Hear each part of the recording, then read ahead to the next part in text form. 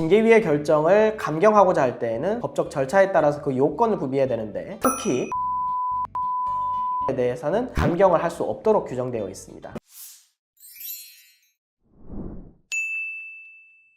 안녕하십니까. 군 검사 징계장교 출신 전문 변호사 임성열 변호사입니다. 오늘은 군에서 군 검사, 징계장교, 법무참모로 복무했던 경험을 바탕으로 징계 절차에 대해서 설명을 드리고자 합니다. 징계 절차인 경우에는 크게 두 가지로 개시가 됩니다. 한 가지는 감찰에 의해서 적발되는 경우가 있겠지만, 두 번째는 국방 헬프콜에 신고가 된 경우입니다. 징계 절차가 개시되는 경우에는 해당 부대의 법무참모부의 판단에 따라 징계번호가 처음에 부여가 되고요. 그리고 해당 징계조사는 군 법무관에 따라서 조사가 진행되게 됩니다. 징계 사건의 조사가 진행이 되면 해당 당사자들의 진술 조사가 있게 되고, 관련자를 소환, 그리고 물적 증거를 확보하게 됩니다. 이미 군 형사 사건에 따라서 처벌이 된 경우에는 이미 관련 증거가 확보되어 있기 때문에 징계 절차 개시가 좀 더 신속하게 이루어지게 되고, 최종적으로 징계권자, 지휘관에게 징계 혐의 사실조사 결과 보고를 하게 됩니다. 사실조사 결과가 이루어진다면 당사자는 그러면 제가 징계위원회에 반드시 회부되게 되나요? 라고 보통 문의하시곤 하는데, 실제로는 이제 두 가지로 나뉘게 됩니다. 징계위원회 회부가 요구된 경우에는 해당 징계위원회 절차에 따라서 진행이 되지만, 해당 지휘권자가 불요구, 즉 사실관계가 인정되지만 사안이 좀 경미해서 당사자에게 경고장을 수여하는 것으로 사건을 종결하자라고 지휘권자가 결정한 경우에는 징계위원회에 회부되지 않습니다. 징계조사의 결과에 따라서 징계위원회 회부가 될 수도 있고, 또는 징계위원회 회부되지 않고 경고장으로 마무리가 되는 경우가 있습니다. 징계위원회 회부가 되지 않고 경고장을 수령을 받았지만 징계번호가 부여된 경우가 있고, 징계번호가 부여되지 않은 경우, 두 가지로 나뉘게 됩니다. 징계번호가 부여되었다는 것은 이 사람에 대해서 징계, 즉 공식적으로 징계 혐의 사실에 대해 결과가 자력이 남게 되는 것입니다. 즉 징계조사가 진행된 사실이 있다라고 결과가 남기 때문에 징계번호가 있는 경고장과 징계번호가 없는 경고장은 그 차이가 매우 크다고 볼 수 있습니다. 징계가 개시되어서 징계조사가 진행된 이후에 지휘권자의 최종적으로 징계위원회 회부하겠다라는 의견이 된다면, 이제 최종적으로 징계위원회 심의 의결이 열리게 될 것입니다. 그러면 징계위원장, 징계위원, 징계장교, 당사자, 사안에 따라서는 변호사가 선임이 된다면 해당 변호사까지 해당 징계위원회에 출석을 하게 됩니다. 해당 당사자의 징계 혐의 사실이 어떤 사실이냐에 따라서, 그리고 변호사가 제출하는 양형 자료를 고려해서 그 징계 수위를 결정하게 됩니다. 징계 수위를 결정할 때 성범죄 사건인 경우에는 기본적으로 정직 이상에 해당하고, 각 사건별로 양형 사유 및 양형 수위가 이미 결정되어 있기 때문에 사건 초기부터 사건 전문 변호사의 조력을 받고 대응하는 것이 중요하겠습니다. 징계권자는 징계위원회 결과에 따라서 원 결정 확인을 하거나 감경을 하거나 징계를 정지하거나 또는 유예할 수 있습니다. 대체적으로 징계권자는 원 결정을 확인하는 결정을 하게 됩니다. 따라서 징계권자라고 할지라도 마음대로 그 징계 수위를 결정할 수 없고, 징계위의 결정을 감경하고자 할 때에는 법적 절차에 따라서 그 요건을 구비해야 되는데, 특히 음주 사건, 성범죄 사건에 대해서는 감경을 할 수 없도록 규정되어 있습니다. 그만큼 음주와 성범죄에 대해서는 더 강경한 처벌을 규정하고 있는 것입니다.